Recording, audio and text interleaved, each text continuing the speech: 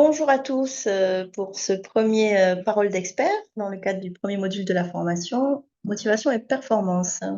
Pour démarrer cette session, Jocelyn, présente-toi un petit peu. Bonjour Julie, bonjour Olivier, bonjour à tous. Moi, je m'appelle Jocelyn Trion, je suis professeur de sport et CTN auprès de la Fédération française de volley depuis 1999. Et depuis 2009, je suis entraîneur au Pôle France à Montpellier, qu'on appelle le Centre national de volley. Et j'ai aussi entraîné sur beaucoup d'équipes nationales jeunes et j'ai fait une Olympiade avec Philippe Blain sur les seniors en tant qu'adjoint et la première année avec Laurent Tilly en 2013, Donc tu travailles juste à côté du studio à 50 mètres. voilà, et merci beaucoup Avec de prendre plaisir. le temps de venir. Première question classique. Donc la motivation, toi, dans ta pratique en tant qu'entraîneur, ou joueur, ça je sais pas. À quel moment tu t'es dit, voilà, c'est un sujet intéressant, voilà, il y a quelque chose à faire avec ça. Bah, je pense que c'est toujours un sujet. Après, c'est à quel moment on conscientise que c'est quelque chose sur lequel on peut agir auprès des athlètes, auprès des staffs, auprès des coachs. C'est là en permanence. Mais après, le fait de s'en rendre compte et de se l'approprier fait qu'on a envie d'aller travailler dessus et d'accompagner les athlètes et les gens qu'on côtoie sur ce sujet-là. Et est-ce que tu peux dire, voilà, quand est-ce que t'as pris conscience et tu t'es dit, je vais faire quelque chose pour ça? Peut-être toujours, Ouais, je sais enfin, pas. j'entraîne depuis que j'ai 15 ans, donc aujourd'hui, ça date un petit peu maintenant. C'est difficile de retrouver à quel moment, mais c'est vrai qu'on est toujours en train de parler avec les athlètes et depuis le début de projets, de là où on veut aller, d'envie, de rêve. Et voilà, la motivation, elle part de là, quoi. C'est où je veux aller et qu'est-ce qui me fait me lever ou qu'est-ce qui me met en mouvement au quotidien. Je pense que c'est ça la question de base. Oui, on n'est pas loin de la définition Oui, exacte du truc. j'allais te questionner là-dessus, moi, en disant pour toi, c'est quoi la motivation? Qu'est-ce qui me pousse le matin pas à me lever, mais qu'est-ce qui me met en mouvement au quotidien dans mes missions auprès de mes athlètes? Et c'est un peu le questionnement que j'ai au quotidien avec eux, c'est vers où ils veulent aller et comment on arrive à gérer cette motivation à long terme, c'est-à-dire le rêve ultime. Et les athlètes du Pôle France, bah, beaucoup nous parlent de titres olympiques, d'équipe de France, de carrière professionnelle. Et c'est comment on les accompagne au quotidien pour que ça reste quelque chose d'accessible et quand ça ne l'est plus, comment on les aide à se réorienter pour que ça reste concrétisable, quoi. Alors donc, je prends la première question, hein, comme d'habitude. Donc, concrètement, qu'est-ce que tu fais sur l'axe de la motivation? Tu peux vraiment aller prendre ce que Mhm. tu veux. Enfin, voilà, c'est. Alors, vraiment au quotidien, que ce soit dans de l'entraînement, dans de la séquence, ou que ce soit dans l'entretien pour un peu expliciter les objectifs avec eux, voire de carrière, c'est la notion de sens pour moi. C'est qu'est-ce qui fait sens pour eux, d'une manière générale, en termes de projection et en termes d'objectifs, en termes de carrière. Et au quotidien, dans ma pratique, c'est donner du sens à ce que je fais faire aux athlètes de manière à ce qu'ils puissent mieux se l'approprier. Donc voilà, je dirais que c'est vraiment la notion de sens qui est importante dans ce domaine-là. D'accord. Et, et donc, comment tu fais pour. Parce que moi, je vois bien l'idée de verbaliser sur sa carrière, je vois bien l'idée d'avoir des objectifs intermédiaires, d'avoir des stratégies d'atteinte aussi, j'imagine. Ça, c'est assez classique, on va dire. C'est un dispositif de fixation d'objectifs. Mhm. Enfin, voilà. Mais là, tu dis, tu donnes du sens dans ce que tu leur fais faire au quotidien. C'est-à-dire, est-ce que tu peux expliciter ça? Mhm. Bien sûr, ouais, c'est vraiment en rapport au jeu, parce qu'ils s'entraînent pour faire de la compétition. Donc, donner du sens, c'est au quotidien ce que l'on fait à l'entraînement, que c'est une logique, un rapport au jeu plus ou moins concret, plus ou moins proche, mais on essaie sans arrêt de revenir vers ça pour que vraiment ça puisse être concret quand ils produisent un effort, quand ils font des répétitions, quand des fois c'est un peu rébarbatif aussi, qu'ils puissent trouver un rapport direct à leur pratique de compétition l'évaluation de leur niveau et qu'ils soient aussi habitués à se faire évaluer et à s'évaluer. Je pense que ça, c'est quelque chose qu'on essaie de faire au quotidien. Et pour ça, on utilise plusieurs outils. Hein. Être capable de s'évaluer, ça passe par la vidéo. Être capable de s'évaluer, ça passe par les statistiques. Être capable de s'évaluer, c'est être capable de se comparer à ses partenaires, de se comparer aux adversaires, de se comparer aux standards, on va dire, internationaux de leur poste ou de leur discipline, de manière à avoir des repères, tout simplement. Et que pour rester motivé, il faut qu'il y ait un décalage optimal entre ce qu'ils sont capables de faire actuellement, le prochain objectif pour atteindre step by step l'objectif ultime pour eux. Et je peux poser une Vas-y, question. vas-y, bien sûr. Ouais. Et, pareil, toujours dans la même idée que Julie, sur la manière dont ça se traduit donc au quotidien. Est-ce que du coup, tu as des principes auxquels tu ne déroges pas sur ta façon d'amener du sens quand tu vas commencer une séance, quand tu vas proposer un exercice, quand tu vois comment et toi, est-ce que ta motivation, c'est de faire en sorte que ça fasse sens pour eux? Tu vois, j'avais deux questions, hein. Enfin, je tends des pièges, c'est comment je suis, moi. Ouais, elle est bien, celle-là.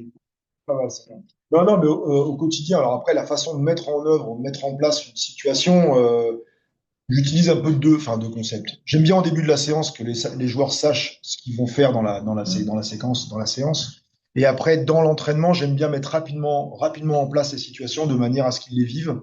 Et c'est la situation en elle-même qui doit faire sens pour eux. D'accord. C'est voilà, c'est aussi notre rôle à nous. C'est à un moment donné, quand on met quelque chose en place, faut que ça ait du sens pour eux, pas faire des choses qui soient complètement déconnectées. Et quand c'est déconnecté du jeu, de la pratique, on va dire compétitive, s'il y a besoin d'être capable de l'expliquer. Alors soit l'expliquer à l'oral, soit de l'expliquer par écrit, soit encore une fois utiliser les cinq sens pour pouvoir bien intégrer les choses et pouvoir bien le vivre en tout cas. Mais cette idée qu'il faut que ça soit en lien avec un besoin Ouais. qui est intégré chez eux finalement, qu'ils refoulent ou qu'ils refoulent pas finalement, mais en tout cas, Et puis bien être capable de déterminer les moments dans l'entraînement. Il y a des moments où on travaille, donc le rapport à la faute doit être accepté à ce moment-là, et qu'il ne doit pas y avoir de baisse d'intensité ou d'intention ou de motivation, même si je sais que ce terme-là est des fois un peu galvaudé, mais être capable de bien discerner les temps où on travaille. Donc là, on essaye, on cherche, on se trompe, on se retrompe encore et on se trompe bien. Moi, j'aime bien que les joueurs se trompent complètement. Parce que quand tu te trompes à moitié, bah, tu sais pas si c'est ta raison à moitié ou si tu te trompes à moitié. Bon, Donc, presque. ouais, je pense il faut dédramatiser la faute à ce moment-là. Et l'erreur fait partie de la progression. Donc, être bien capable de déterminer les moments de l'entraînement où, oui, la faute, elle fait partie de ta progression. Et à d'autres moments de l'entraînement où on va chercher de la performance, on va chercher de l'efficacité. Où là, bah, du comptage de points, ou alors des contrats, ou alors des challenges. Là, clairement, à ce moment-là, pour moi, on s'évalue. Où est-ce que j'en suis ici et maintenant de mon niveau dans ce domaine-là. Et je vois par le chiffre ou par le score si oui ou non, ben, je fais mieux si jamais c'est un challenge que j'ai déjà fait et voir si c'est au-dessus, ou si jamais je fais mieux que mon adversaire si je suis sur du face-à-face et du rapport de force.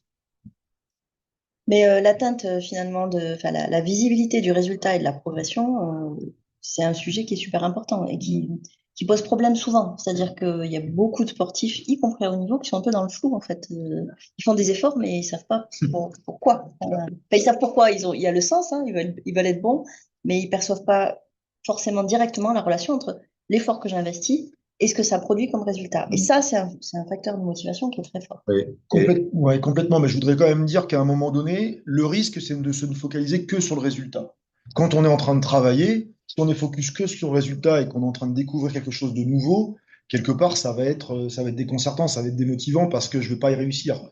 Il y a un moment où il faut être focus sur le chemin, il faut être focus sur la réalisation, sur le moment que je suis en train de vivre là, plus que sur le résultat. Le résultat n'est que à la fin des choses.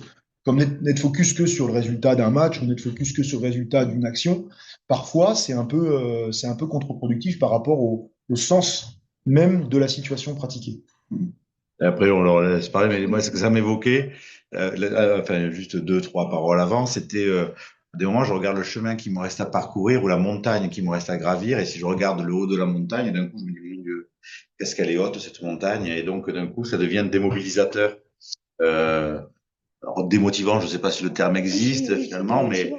mais du coup, quelque chose de relativement qui peut être à des moments, dire mon Dieu, là, je n'y suis pas et je ne suis pas prêt d'y être et je ne sais pas comment je vais faire pour arriver à y être et est-ce que finalement, il vaut mieux pas que je renonce, quoi. Enfin, sur cette idée-là, je vais jusqu'au bout et ça m'a évoqué un coup une discussion avec l'entraîneur de Alain Bernard. Et Alain Bernard qui racontait comment, à des moments, Alain Bernard, ça a fait sens pour lui et comment il a remis ça dans quelque chose qui devenait des objectifs atteignables de décalage optimal, ou dans ces notions-là auxquelles tu faisais référence. C'est-à-dire qu'au début, il lui manquait, je sais pas, moi, 5 secondes ou à gagner, mais finalement, si on le ramenait à chaque mouvement fait dans la piscine, ça représentait un demi-centimètre, hein, quelque chose de cet ordre-là. Et de ce point de vue-là, d'un coup, un demi-centimètre à gagner en plus sur un mouvement de crawl, ça paraissait complètement atteignable.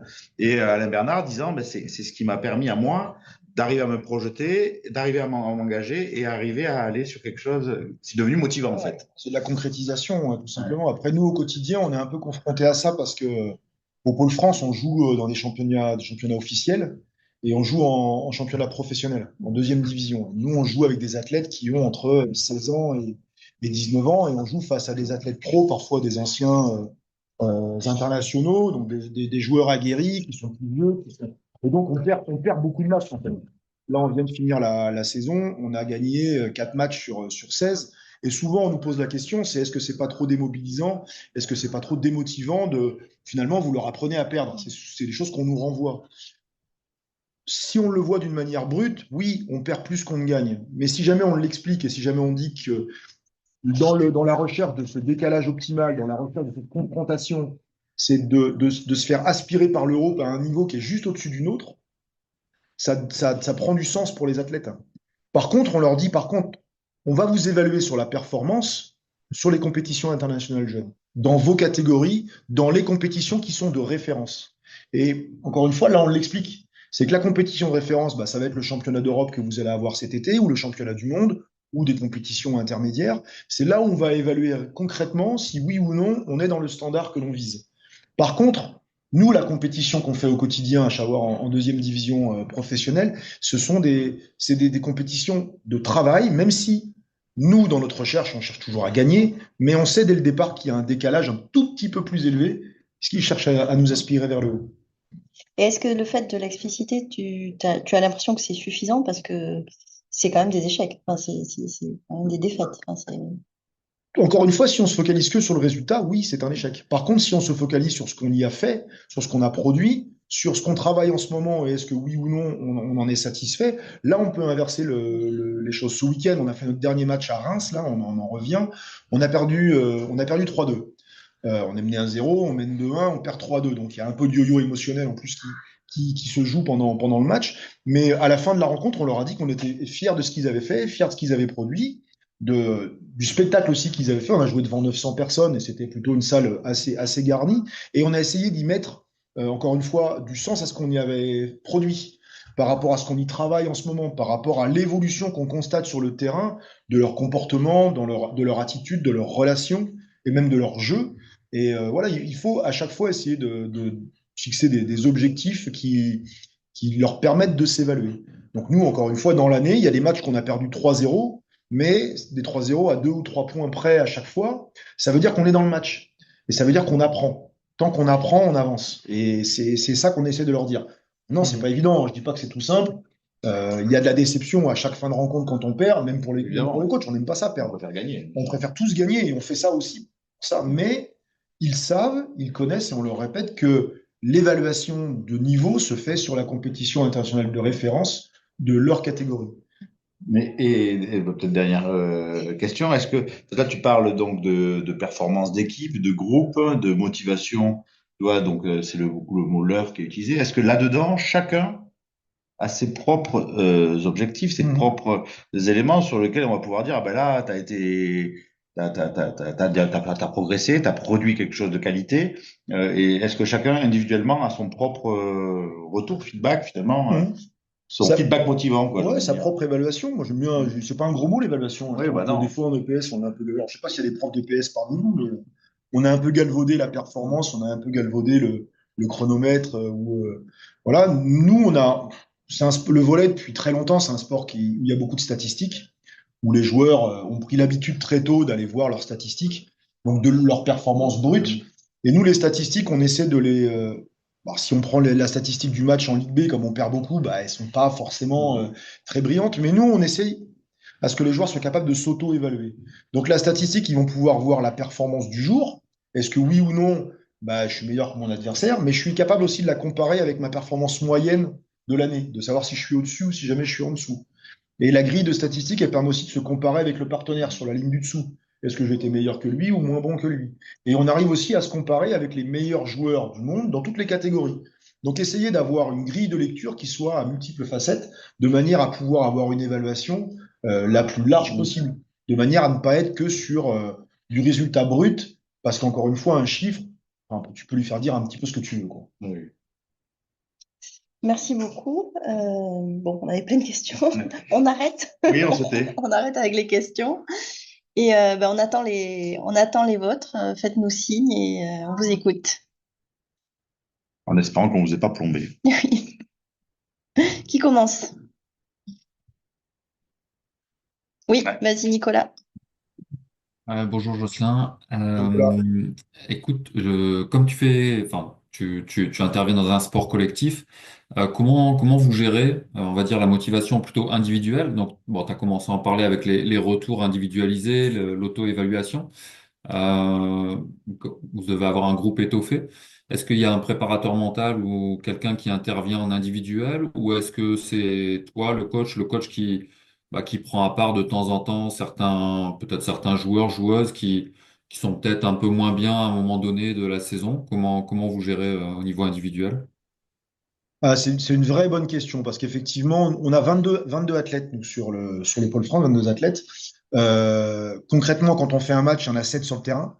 Donc à chaque fois, il y a une sélection qui est opérée. J'y suis pas. On joue dans deux divisions en fait. Donc voilà, on pourrait presque multiplier par deux, mais systématiquement, tu génères et tu crées de la déception chez les athlètes parce qu'ils ont tous envie d'être sur le terrain. En plus, quand tu arrives au pôle France, c'est que souvent, tu es passé par des stades avant où tu étais t'étais souvent sur le terrain, voir le meilleur joueur de ton club, de ton département, de ta région, de ton pôle espoir. Et plus tu montes comme ça, plus tu arrives au sommet de la pyramide et les places sont chères. Donc, il faut être capable, encore une fois, de recadrer athlète par athlète les différents objectifs.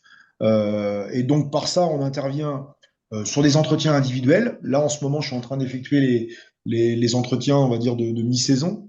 J'expliquerai après les multiples saisons qu'on a dans l'année. On intervient aussi avec une psychologue du sport qui fait ce qu'on appelle le SMR dans le PPF, dans le plan de performance fédéral. On a des visites obligatoires 2 fois par an.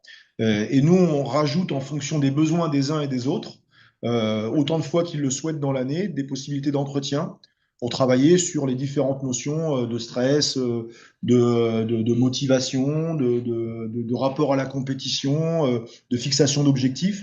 Et on a un vrai rapport très intéressant avec Séverine. Moi, l'année dernière, j'ai suivi le DU d'optimisation de la haute performance organisé par Mika Campo à Dijon. C'était assez intéressant. Et une des premières interventions, c'est de dire que le premier préparateur mental, c'est le coach, en fait. Et parce que c'est nous qui sommes au quotidien avec eux et que c'est nous qui avons le plus d'interaction avec eux. Et j'aime bien aussi sur les jeunes entraîneurs qui sont en formation au quotidien avec nous, parce qu'on a des apprentis au quotidien avec nous qu'on veut emmener, de dire que la parole, elle a une vraie importance vis-à-vis d'un athlète. Tu peux vraiment toucher un athlète par la parole, dans un sens comme dans l'autre. Et elle est précieuse, cette parole, et que des fois, il vaut mieux se taire, en fait, tout simplement. Je suis assez bavard, vous l'avez constaté là, dans les échanges, je parle beaucoup. Je rebondis Allez, là-dessus vas-y, je t'en prie. sur tes interventions ou tes causeries, etc. Est-ce que tu les prépares seul ou est-ce que tu as un prépa mental aussi, quelqu'un qui t'accompagne ou tu demandes conseil à tes collègues? Alors nous, on prend l'habitude de se réunir en staff toutes les semaines. Alors on a un staff quand même qui est assez large parce alors moi je coordonne la structure et je suis aussi entraîneur. On a 2 autres entraîneurs. On a un préparateur physique. Et ensuite on a 3 apprentis à l'entraînement, un plus sur la préparation physique et 2 sur l'entraînement. Et après on a un kiné qui est en permanence avec nous 4 heures par jour. Donc ça c'est un vrai plus parce que le kiné a un vrai rôle important dans l'interaction parce que c'est à chaque fois en face à face. et c'est C'est plus intime. intime et c'est pas lié directement en plus au terrain. Et après, on a accès assez facilement. Je fais exprès de parler du staff élargi parce que c'est important. Tout le monde a des interactions avec eux. La psychologue, je l'ai évoqué, mais aussi une médecin qui peut intervenir quotidiennement. Donc c'est important. Plus le staff est gros, plus c'est important de se réunir aussi pour avoir une trame commune. Donc après, dans la planification qu'on fait individuelle de chaque athlète, on essaye d'avoir des notions individuelles, des chemins vers lesquels on veut aller avec les uns et avec les autres. Mais après, je dirais que je n'ai pas envie de tout contrôler non plus. Chacun a sa sensibilité. Si les entraîneurs sont là, c'est qu'il y a une bonne raison aussi. Si les apprentis, on les a pris, c'est qu'il y a une bonne raison aussi. C'est qu'on a senti qu'il y avait un certain feeling et puis une, une bonne, on va dire, une bonne alchimie déjà avec les gens. Merci, Olive. Et donc, je veux aussi que les gens puissent exprimer leur sensibilité parce que, il n'y a pas qu'une seule parole, quoi. Je sais pas si je réponds bien à ta question, mais oui, on se réunit toutes les semaines pour évoquer des cas particuliers. On a des retours avec la psychologue aussi qui nous dit un peu des tendances et nous dit pas tout, et ça c'est volontaire aussi. Mais ça permet aussi de nous orienter un petit peu sur le rapport aux athlètes. Merci. Merci Nicolas pour cette question. À Dominique de prendre la parole. On veut bien vous voir, non? On peut pas avoir Ouais, la carte. j'ai malheureusement pas de webcam. Ok, Juste d'accord. mettre une petite photo Oui, euh, bah voilà, la pour, photo, c'est bien. comme Ça pour rattrape. la prochaine, ouais. Je vais évoquer un cas un petit peu particulier qui est le mien, entre guillemets. Moi, je suis parent d'un jeune volleyeur, justement, et qui a pas trop de problèmes de motivation, justement, qui est c'est plutôt l'inverse. Et comme il est jeune, moi, j'essaye de faire aussi attention. On est un peu en phase de croissance, etc. Et lui, il voudrait toujours pouvoir s'entraîner avec différents collectifs au sein du club, évidemment. Et la question, c'est comment vous gérez, moins vous géreriez, alors j'y arrive pour l'instant, mais pour pas qu'il soit frustré de pas pouvoir faire autant de volets qu'il veut, et qu'il en fasse assez pour aussi trouver son compte, voilà, c'est un fan aussi de sport en règle générale, donc donc voilà. Voilà ma question. L'excès de motivation, donc. Ouais, ce serait un peu ça. Ouais. C'est sûr que l'hyper-sollicitation, à un moment donné, on peut estimer qu'on va arriver à une forme de trop-plein. Et à partir du moment où ça déborde, bon, on parle de burn-out dans le milieu professionnel, mais moi, je l'ai déjà vécu avec des joueurs qui, pourtant, à la base, sont hyper motivés, ont décidé d'être là, et puis en ont fait une forme de rêve. Mais tout à l'heure, j'évoquais les différentes saisons, la saisonnalité d'une année au Pôle France. Là, les joueurs, nous, ils ont 3, 4 saisons, quoi. Là, on vient de finir la Ligue B. On a des phases finales fin mai. Derrière, ils vont partir sur la saison internationale qui va les emmener pour certains jusqu'à fin juillet, d'autres jusqu'à fin août. Quand ils vont revenir fin août, une semaine après, ils vont reprendre avec leur club quand ils sont sortants ou avec nous quand ils sont là. Donc, cette espèce de course effrénée à toujours plus, et parce que quelque part, on les sollicite aussi. Ils sont hyper sollicités. Des fois, ils sont même sollicités par les clubs pour aller faire la Coupe de France. Donc, on joue à un endroit le samedi, le dimanche, ils allaient à l'autre bout de la France pour aller avec leur club. Et ils y vont, mais avec une banane et une envie incroyable. Le tout, c'est de... Bon, c'est ton fils, donc tu dois quand même sûrement bien le connaître. Mais c'est de trouver le bon dosage pour pas arriver à cette surcharge-là, pour que ça reste avant tout et toujours du plaisir. Donc être capable aussi de freiner. Moi, des fois, je dis à certains athlètes et aux parents, mais la prescription, c'est des vacances, mais partez, mais ne voyez pas un ballon de volley. Mais c'est dur pour certains. Il y en a qui n'y arrivent pas parce que quand ils partent en vacances, bah, qu'est-ce qu'ils font? Ils vont se faire tous les tournois d'été dans les Côtes d'Armor, sur l'Atlantique, vers Marseille et autres, et ils ne s'arrêtent jamais. Et j'ai craint par moments cette espèce de phénomène de surcharge. Et d'autres, par contre, c'est des vraies prescriptions. Toi, tu ne dois pas t'arrêter parce que tu en as trop besoin. Donc, c'est du dosage, ouais, du savant dosage pour garder cette fraîcheur et ce plaisir qui est indispensable aussi à la compétition. Moi, j'aime bien dans l'année avoir des temps forts. Il y a des temps forts sportifs qui sont liés au calendrier. On doit être capable, nous aussi, en tant qu'entraîneur, à gérer la charge. Donc, gérer la charge, c'est aussi être capable de dire, bah là, et c'est ce qui est le cas en ce moment, on vient de finir la saison numéro 1. Là, on passe sur un temps fort scolaire. Donc, il va y avoir un phénomène de décharge un petit peu à l'entraînement. On va couper une fois par semaine, on va aller faire d'autres disciplines, on va aller un off, il n'y a rien. Voilà, aujourd'hui, il n'y a rien. Des jours où ça va être plus du ludique. Et être capable, bon là, ce week-end, c'est week-end famille. Ils savent que vendredi, samedi, dimanche, on veut pas les voir, ils partent. Et parce qu'on pense que bah, le trop est l'ennemi du bien, en fait.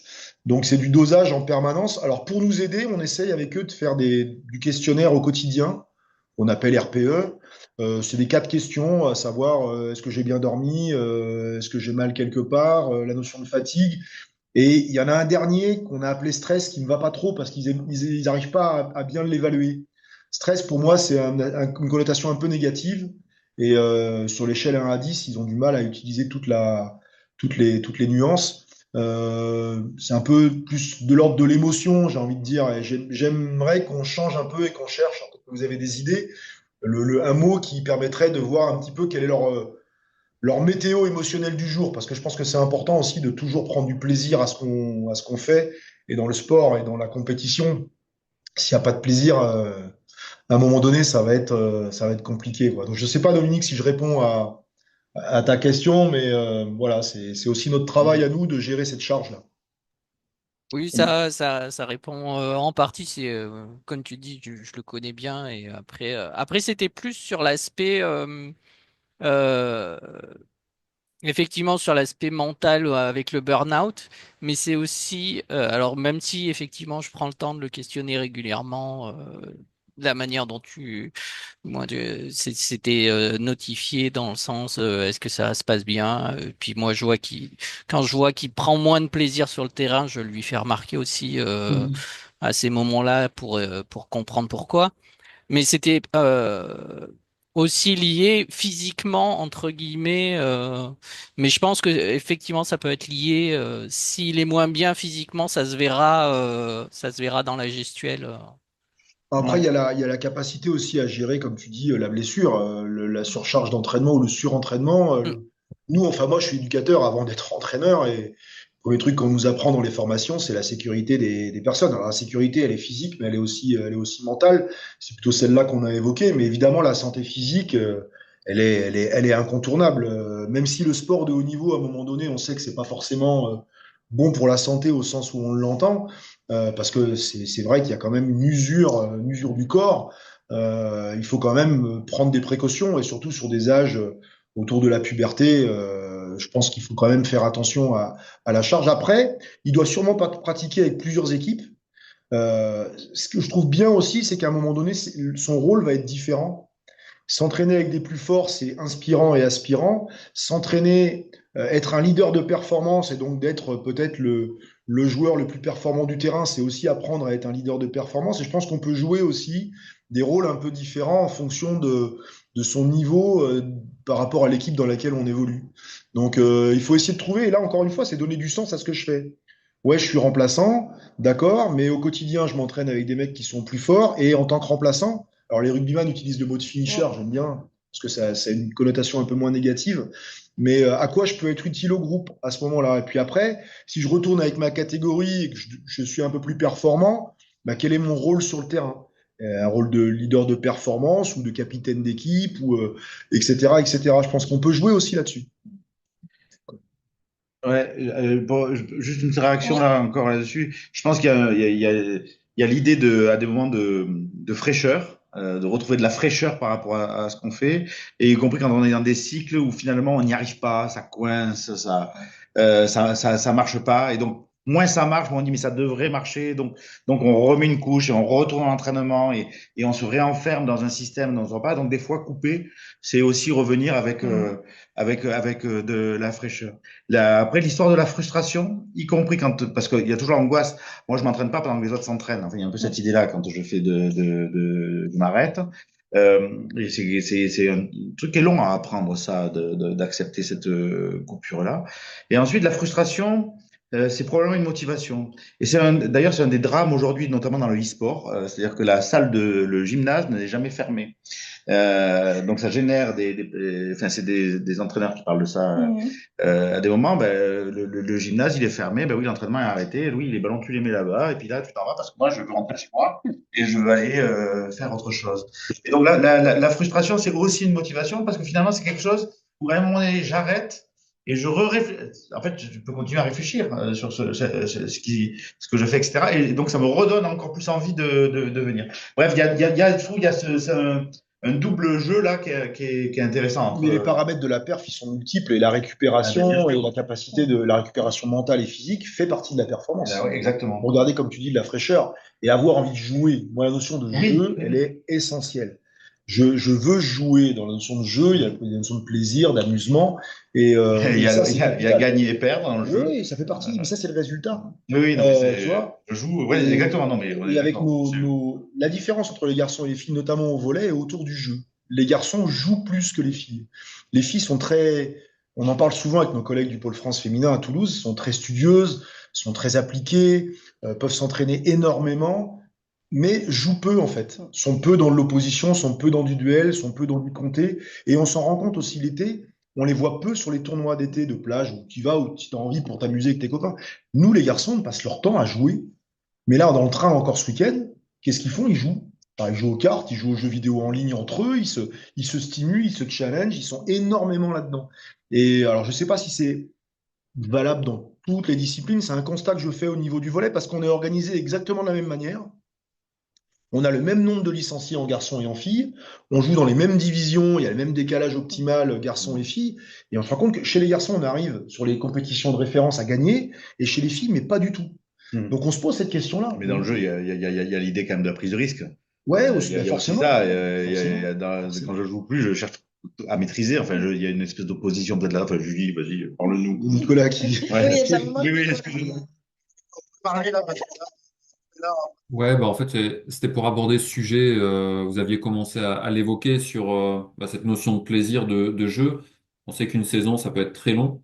Donc, cette endurance de motivation, cette endurance mentale, ce niveau à maintenir avec les objectifs, etc. Est-ce que justement, ou vous organisez des soupapes volontaires, c'est-à-dire des choses complètement différentes pour les surprendre, aller visiter une école, aller faire un sport complètement différent du volley, voilà, pour les surprendre, pour les étonner, et puis ben, pour qu'ils retrouvent le plaisir 2, 3 jours après de reprendre l'entraînement. J'aime bien les termes que tu as utilisés, les surprendre et les étonner. Rester dans l'étonnement, rester dans la curiosité, c'est souvent un terme qu'on utilise. Être curieux en permanence de tout, c'est aussi de l'essence à notre moteur. Et on aime bien utiliser là, je te dis, on est sur une période un peu de décharge. Une fois par semaine, on va être soit sur du ludique, donc les joueurs arrivent et puis on fait des jeux réduits, voilà, et c'est libre et c'est juste dans le jeu, soit des pratiques alternatives. Moi, j'aime bien, on a un collègue ici qui fait du baseball 5 et j'aime bien les emmener sur le terrain de baseball 5 qui est juste à côté, ou alors on les emmène à la plage faire des jeux ou se balader, ou alors je te dis rien. Non, mais aujourd'hui, rien. Allez faire autre chose. Ils sont tellement surchargés d'infos au quotidien, parce qu'ils sont à l'école aussi en plus. Donc ça veut dire que c'est l'école au quotidien, ils partent en cours à 8 heures, ils reviennent à midi, ils repartent en cours, ils viennent à l'entraînement. Des fois, il y a du bi-quotidien. Le week-end, tu pars en compète. À quel moment tu coupes? À quel moment tu t'autorises à faire autre chose et à rencontrer d'autres personnes? Et j'aime bien aussi qu'on ait l'école en dehors du CREPS, parce que au niveau social, ils rencontrent d'autres personnes. Enfin, c'est Et capital. ça, c'est important. Ouais. Dans l'épanouissement personnel, c'est important. Je suis Ouais. d'accord avec toi. et il y a un autre élément, surtout chez les jeunes, moi je pense, c'est que je joue pas ma vie, c'est ce qui permet de jouer justement, au travers de cet engagement dans un sport. Donc il y a quelque chose d'autre à côté qui existe et qui peut aussi me nourrir finalement. C'est ce qui, il y a des moments, en tout cas, enfin, moi j'avais observé ça chez des jeunes, ils y mettent tellement c'est tellement tout qu'il n'y a plus rien qui existe à côté, et donc plus le droit à l'erreur, plus le droit à l'échec. Je dois réussir.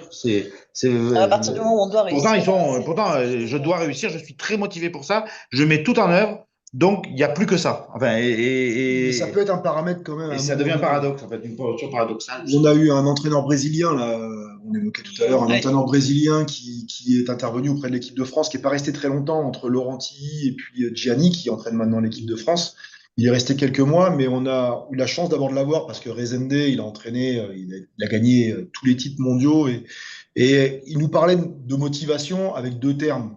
Il nous disait passion ou nécessité. Et lui, il avait connu les deux types de joueurs. Alors, c'est pas l'un ou l'autre, en plus, c'est souvent Oui. interpénétré, c'est souvent mélangé. Et en plus, ça fluctue dans le temps, dans la journée, et il faut accepter aussi ça. Et lui, il a connu des joueurs dont c'était la nécessité qui les animait. Sergio, qui a été un des premiers libéraux de l'équipe brésilienne, c'était un enfant des favelas. Donc, ça veut dire que lui, le volley, à un moment donné, ça a été une façon de s'en sortir pour faire vivre la famille, voire tout le quartier même. Et ça a été vraiment un carburant Énorme. énorme au départ. Alors oui, en plus, ça a été un passionné de volley. Quand on le voyait jouer, il dégageait un enthousiasme et un plaisir, mais on ne peut pas nier que pour certains, alors peut-être dans certaines disciplines plus que d'autres, il y a cette notion de nécessité aussi pour s'en sortir. Et ça fait partie du jeu, et ça, faut aussi l'accepter. C'est vrai que nous, nos jeunes athlètes français, et en volley, vu le milieu socio-pro un peu duquel on est issu, Il n'y a pas euh, ça. c'est plus la passion qui les anime. Maintenant, nous, ça reste un sport professionnel et tu peux aussi en vivre et tu peux en vivre bien. Et les meilleurs joueurs de l'équipe de France vont en vivre toute leur vie. Aujourd'hui, l'autre différence avec les filles, c'est que elles n'ont pas pris conscience de ça encore, les filles. C'est qu'à un moment donné, elles se disent pas, c'est peut-être un moyen pour moi un métier au sens, je vais pouvoir en vivre, alors que les salaires sont des fois plus importants en filles qu'en garçons, et c'est assez rare. Les plus gros salaires au volet sont chez les filles en termes de record. Mais ils n'ont pas encore pris conscience de ça, et ça reste plus universitaire que professionnel chez les filles. Mais c'est un aspect de motivation quand même. Moi, je veux bien la réaction de Julie. Voilà, il y a 10 000 trucs, donc du coup, c'est compliqué. Eh ben, débrouille-toi, c'est toi la prof, tu fais une synthèse, tu te débrouilles, Ouais. Non, mais après, c'est sûr que, enfin, sur ce que tu disais, garçon-fille, bon, par discipline après, hein, parce que selon les disciplines, c'est très variable aussi. Il y a des cultures disciplinaires genrées, on va dire. Et donc, effectivement, ça reste très scolaire et universitaire pour les filles, mais je pense sincèrement que si l'entraînement mettait plus d'affrontements et plus de jeux, ça changerait. C'est-à-dire qu'il faut aussi, enfin, Il y a une vous, culture. voilà, c'est la culture qui se reproduit. Et vous avez réfléchi à ces questions-là et vous avez décidé d'aller vers quelque chose de plus joué. Et c'est super. Et puis maintenant, on a des exemples. C'est-à-dire que En plus, vous savez que les ça garçons marche. sont partis dans les plus grands championnats du monde, notamment à l'étranger, parce que nous, les championnats les plus forts sont en Italie, en Pologne, voire en Asie, pour certains. Mais là où j'ai bon espoir, c'est que les filles commencent à y aller. Donc, c'est aussi de dire aux jeunes filles derrière, vous voyez, c'est possible. C'est comme ça que Donc, ça ce peut rêve marcher. est réalisable. Et voilà, c'est pour ça qu'il y a des prémices. Et chez les garçons, il a fallu un peu de temps aussi pour qu'il y ait des pionniers, quelque part, qui nous montrent la voie en disant, vous voyez, on peut aussi en vivre. Et donc, soyons ambitieux, quoi. Moi, l'autre aspect que je note par rapport à tout ce que tu dis, puisque je sais de ta pratique, c'est la dimension quand même assez variée, c'est un côté quand même assez détendu. Genre, ah bon, aujourd'hui, vous faites pas de volley. Et moi, je vois bien très nettement par rapport à l'ensemble des personnes que j'ai accompagnées voilà, sur les 30 ans que je fais ce métier-là, clairement, les structures où on est trop sérieux, eh ben, ça marche pas. Ça ne marche pas. Ça fait de la casse. Ça, c'est sûr. Mais en termes de motivation, ça ne fonctionne pas. Ça éteint la motivation. Ils ont une population qui peut être hyper motivée et ils vont l'éteindre. Il y a aussi l'idée que la performance n'est pas académique. Et que Oui, donc, complètement. C'est pas parce qu'on a aligné tout. c'est pas parce qu'on a aligné tous les éléments techniques les uns à côté des autres, etc. Je pense qu'il y a une acceptation aussi peut-être plus, enfin, il y a plusieurs cultures dans le champ sportif, etc. Mais cette idée que ce qui compte, c'est l'efficacité qu'on va générer, plus que la forme qu'on va utiliser pour la générer. Même si on peut travailler sur la forme, parce que ça va nous permettre de devenir plus efficace. Mais on a un style individuel. Enfin, les frères Lebrun, c'est assez extraordinaire avec le porte-plume, et on le laisse jouer comme ça, etc. Et ça devient sa marque de fabrique. Et en même temps, il pouvait pas, il y en avait un des deux, je sais plus lequel, qui pouvait pas jouer parce qu'il était blessé. Et en même temps, il a appris autre chose au travers de ça, y compris au travers de la frustration qu'il avait de pas jouer, etc. C'est-à-dire que c'est vraiment un rapport à la truc. Et je pense qu'il y a une acceptation aujourd'hui que bon, finalement, on a besoin de gens qui sont capables de s'adapter, qui sont capables d'autonomie, qui sont capables d'esprit critique, de discernement. C'est aussi dans l'opposition avec un coach que ça peut se construire les choses parce que ça donne de la consistance à ce que j'ai envie de faire, pas nécessairement toujours dans quelque chose de mou et d'empathique. Enfin voilà, donc il y a un peu cette idée de multifacette et de multimodalité qui me paraît très importante pour moi finalement. Enfin bon, Au je rugby, sais ils pas appellent d'où je pars et ça. où je vais là, mais Oui, Moi, il j'aimais va bien falloir. ouais, mais cette notion de, au rugby, ils appellent ça le fair play, ou je sais plus Ouais. comment on disait à un oui. moment donné. Mais la notion d'adaptation, c'est vraiment une des caractéristiques de notre équipe de France actuelle au volley. Alors, je sais pas si vous avez vu les Français jouer ou au jeu, peut-être, ils ont cette capacité à savoir s'adapter à une situation et être capable de prendre dans leur boîte à outils le bon outil au Mm. bon moment par rapport à la situation. Et je trouve que c'est vraiment une caractéristique que nous, on veut développer. On veut que cette espèce d'école à la française Mm. de façon de jouer au volet, il y ait cette notion d'adaptation, il y ait cette notion de capacité à se sortir d'une situation qui est compliquée. Donc, on est en dehors de la rigidité que certaines nations ont, où ils font toujours tous la même chose. Alors, ils le font très très bien, mais dès que tu mets un petit grain de sable Mm. dans la machine, les rouages se grippent. Moi, je veux qu'on soit des spécialistes du grain de sable. Mm. Et souvent, on le dit à nos athlètes, c'est soyez les grains de sable, mettez le grain de sable dans la machine adverse, et par notre capacité à s'adapter, on va réussir à les faire déjouer et on va potentiellement gagner. Donc, c'est à l'inverse de la rigidité. Après, malgré tout, il faut Oui, bien aussi sûr. voilà, On fait quand l'entraînement, même des gammes, l'ardeur. hein. Oui, Mais, Pour jouer du oui, piano, on peut être très créatif, mais mais il y a des moments, on fait quand même des gammes. oui, On est il y a du d'accord. volume, bien sûr. moi, je voulais aussi conclure sur la notion de. Sur le pôle France, ils sont 22. Il y en a deux par génération qui iront peut-être au très haut niveau. Donc ça veut dire qu'il y en a potentiellement une vingtaine qui n'iront pas vers cette équipe de France. Voilà. Et pour autant, ces gens-là, je veux pas que ce soit de la chair à ballon. Pendant le temps où ils sont là, ils sont aussi là pour se construire. Ils se construisent en tant qu'athlètes, mais ils se construisent aussi en tant vraiment individus. Et ça, c'est vraiment très important pour moi d'en faire des gens à peu près équilibrés, tant qu'on puisse le faire, qui soient capables, encore une fois, de garder un esprit critique, de prendre une décision, d'avoir un libre arbitre. D'abord, ça leur sert pour la compétition de très haut niveau, mais je pense qu'en plus que là, pour le coup, il y a du transfert dans la vie de tous les jours. Et voilà, c'est quand même ce côté Ouais. éducatif au départ, quand même. Et puis il y a l'idée que la route est longue. Et la route est très. Et enfin, je sais pas si toi, dans ton environnement, c'est comme ça, mais je pense toujours, moi, au gars avec qui je passe du temps, un mec du foot, l'entraîneur du centre d'entraînement de foot de Lyon, le boss. Je passe 3 jours bon, avec lui, là, et on se met à discuter. Et il dit, mais ce qui est hallucinant, c'est que même là, on en a 4 ou 5 qui sont des têtes de pont, des gamins sur qui on mise, et on se dit, c'est eux demain, probablement. Il dit quand même, l'histoire montre que c'est rarement ceux sur qui on a ciblé. Il dit, ça se joue à des détails. Ça se joue à un moment donné, quelqu'un qui va avoir confiance, il va jouer dans un club, puis d'un coup, il va éclore, alors qu'on ne misait pas du tout là-dessus. Enfin, là, dans les logiques de détection, etc. Donc il y a quand même c'était impressionnant la posture humble qu'il y avait finalement autour du respect de la trajectoire de chacun et qu'est-ce que ça sera demain. Et à nouveau de s'adapter. Et à nouveau de C'est pas ce qui était s'adapter et prévu, de. mais on Ben, s'adapte. après, c'est un jeu difficile, je pense, sur la motivation de l'entraîneur. C'est que, enfin, moi, si je me rappelle ma petite expérience à moi, c'est qu'à des moments, ben, oui, c'est important de forcer le passage un peu et d'y aller un peu de façon frontale et dire non, mais maintenant, il faut que tu travailles là-dessus et ça sera avec ça. Et à des moments, au contraire, être dans le laisser vivre, etc. Et je trouve que c'est une douce alchimie là-dedans où il faut arriver à jouer sur les différentes façons d'intervenir. Euh, Aide, soutien, cadre, contrainte. Euh, Autonomie. Bon, bref. Bon, on n'arrête plus. Ouais, Bon, c'est l'heure. ça va? Une dernière question? Non, Non, non, pas non. dernière question. Dernière question. Ça va? Ça vous a intéressé ou on a été chiant? C'est bon? Ça, c'était top. Hmm.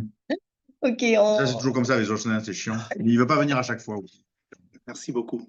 merci beaucoup, Jocelyn, d'être. N'hésitez pas à passer nous voir si vous êtes dans le coin. Les entraînements sont ouverts et on échangera avec plaisir en tout cas.